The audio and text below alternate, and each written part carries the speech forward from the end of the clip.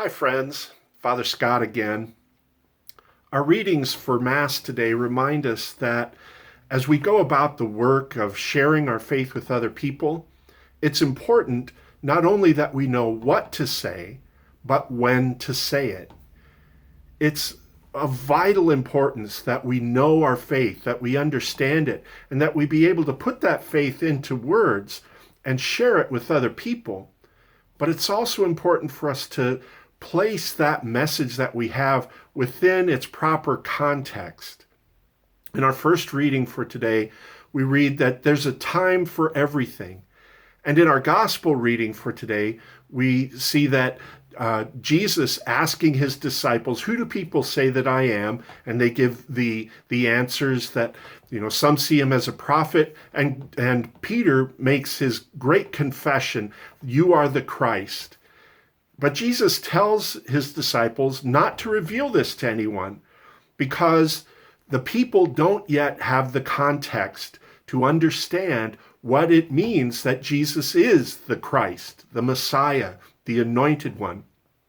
It's only after Jesus goes through his suffering at the hands of the leaders and his death on the cross and his resurrection from the dead that people will be able to understand what it means that Jesus is the Christ.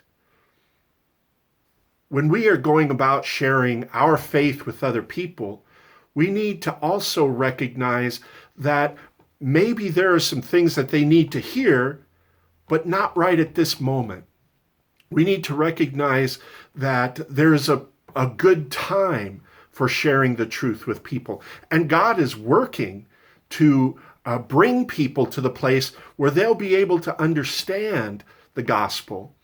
We need to be sensitive to the guiding of the Holy Spirit, not only as to what we are going to say, but when we are going to say it. God has a perfect time in mind for people to hear his message of love and his message of reconciliation and his call to holiness.